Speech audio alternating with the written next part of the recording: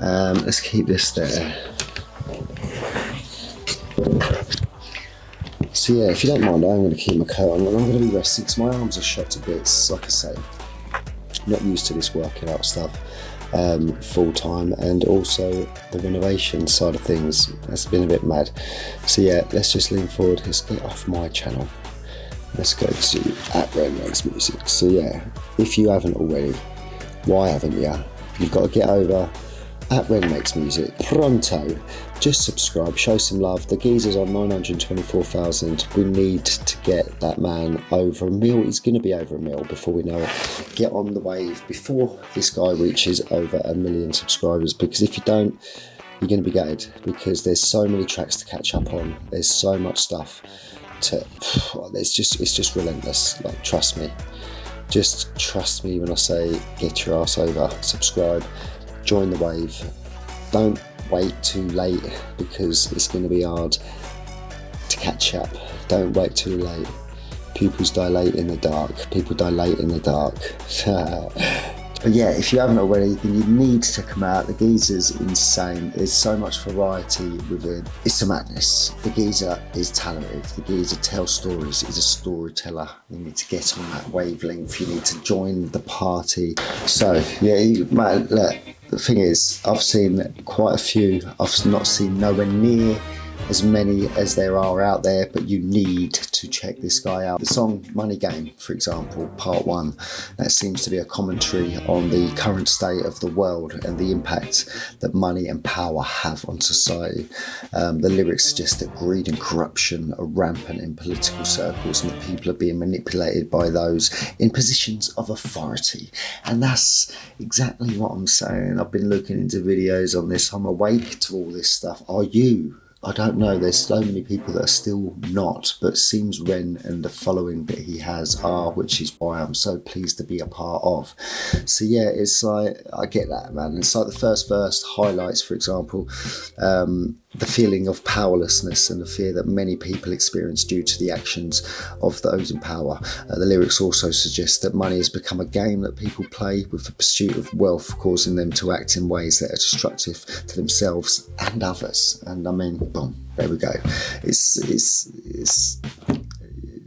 that's my opinion, with the help of some research. But yeah, it's like the chorus emphasises the idea that we are all complicit in this old money game, and that we cannot simply point the finger at others. The post-chorus serves as a reminder of the persuasive nature of the game and how it affects all of us. We're all part of it. And the second verse focuses on the issue of immigration and how it's often used to manipulate people's fears and prejudices. So the lyrics suggest that people are quick to demonise immigrants, despite the fact that most of us are immigrants or descendant from immigrants ourselves. Overall, the song seems to be a call to action, encouraging people to look beyond our own interests and consider the impact of their actions on others. It suggests that we need to acknowledge the role that money and power play in our society and work to create a more equitable and just world for everyone. Know what I mean? Yeah, I don't know. So much to unpack from all the songs. It's just like, you make what you want to make out of it. But from that old Money Game part 1, I mean, that's not even Money Game part 2. There's part 2, and that's just, again, another come through kick from 1s and 2s. There's so much more in the avenues. Oh, it's insane. So yeah, it's another thought-provoking song, and I think it delves into the corrupt and manipulative nature of the current economic system. The lyrics describe how the rich exploit the poor and the middle class by creating a sense of scarcity and manipulating the market to their advantage. The chorus emphasises that we're all part of the system, whether we like it or not, and that is facts. We are. Whether we like it or not, we're all part of that system, and it's easier to point the blame at others than to take responsibility in our own actions. And I think these verses provide a step-by-step breakdown of how to succeed in this money game. I mean, the first verse talks about how politicians are inadequate and self-serving, bleeding the country's resources dry for their own benefit. And the second verse goes deeper into like the manipulation tactics it's used by the wealthy, such as creating a sense of scarcity, using influencers and product placement to generate demand. She sells, he sells, she sells on the seashore. Yeah, all that sort of shenanigans. But yeah, they are, and that happens on a daily basis, and it's expanding their empire through unethical means. And how often do we see, whether it's like your Logan Pauls or your, YouTube influencers, TikTok influencers, all these celebrities, people that have been called out and been caught up in the rut of being used to generate and exploit and expand empires that have pretty much all turned out to be corrupt, fake, and just benefiting those elites, top people at the top. And you, anyway, overall, I think the song highlights the need for change in our economic and political system. I think the focus on greater good rather than individual gain. I think it encourages listeners to be aware of their own actions more so, and take responsibility for creating a better future for us all. And I think that's the main key. I mean, there's a lot of what people would see as negative, or he even made CNN, didn't he, in a negative light to begin with. And I can understand from first glance why people might jump on that wagon, but you've got to look deeper. And I think that those that are trying to suppress it and condense this down into something other than what it is, which is a lyrical masterpiece, work of art, story, Bible, if you like, it's insane. It's just what he's done. And I don't know if he fully set out to do this originally, but I wouldn't put it past him. I wouldn't be surprised. It seems the flow and everything that he's got going. He's been going for some time, and although he may not have wanted it to drag out and be this long before it starts blowing up, I feel like, cheesy as it is, it was meant to be this time. It wouldn't have worked if it wasn't around this time. If we hadn't experienced all the stuff we've been experiencing within the world, would it be as popular? Would it be as current?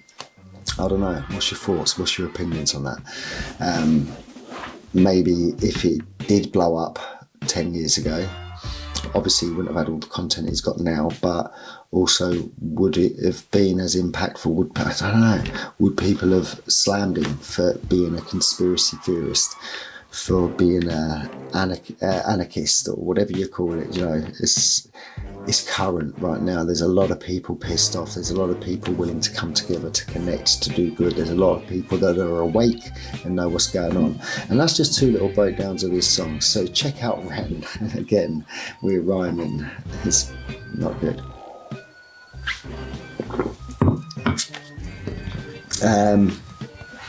But yeah, Money Game Part 2, man. Sick. Another sick one. And then we got, what's it? Sick Boy. I mean,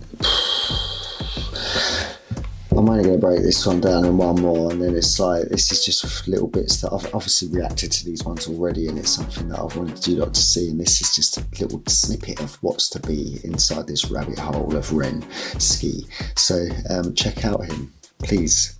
But yeah, the rap song Sick Boy.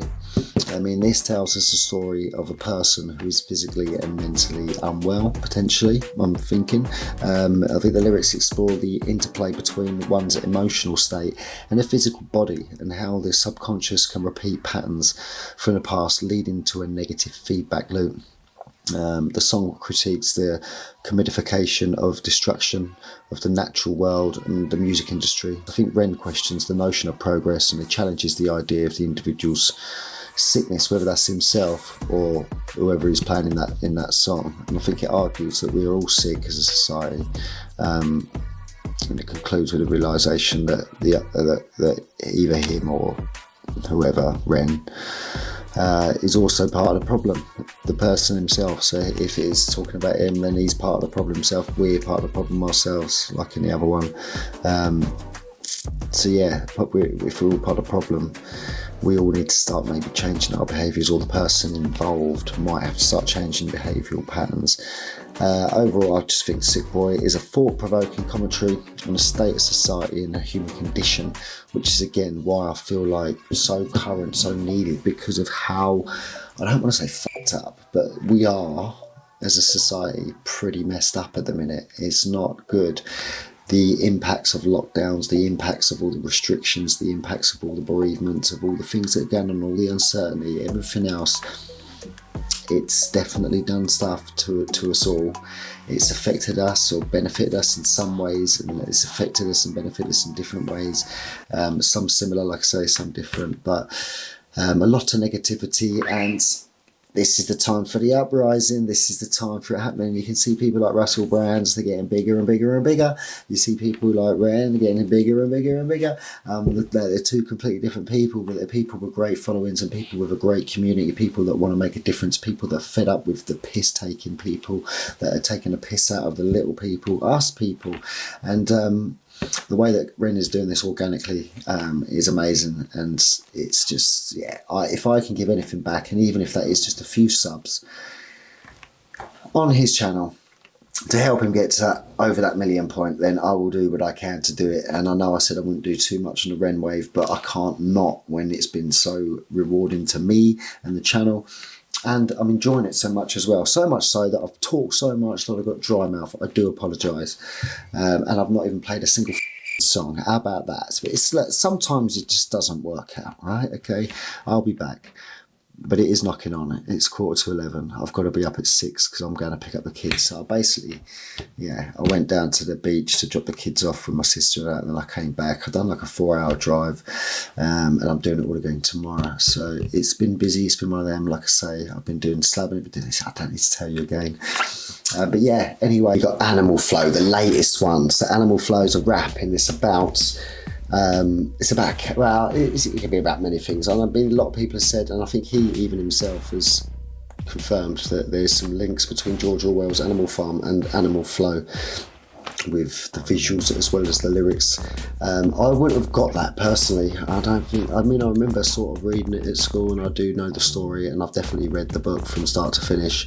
Just didn't really pay attention too much. Didn't get on in school. They was locking me in the stationary cupboard most of the time.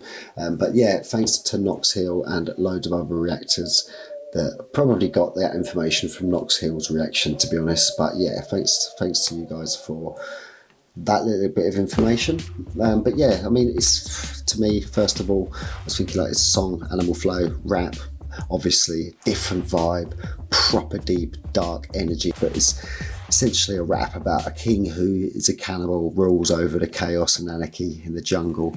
The lyrics depict the king's murderous and barbaric nature, as well as his determination to sort of win and maintain his power, I suppose. And I mean, the song also includes like violent imagery, references to killing and bloodshed, but overall I think it's about embracing one's inner animal instincts and being ruthless in the pursuit of one's goals, potentially. I don't know. What's your thoughts on it? Let me know.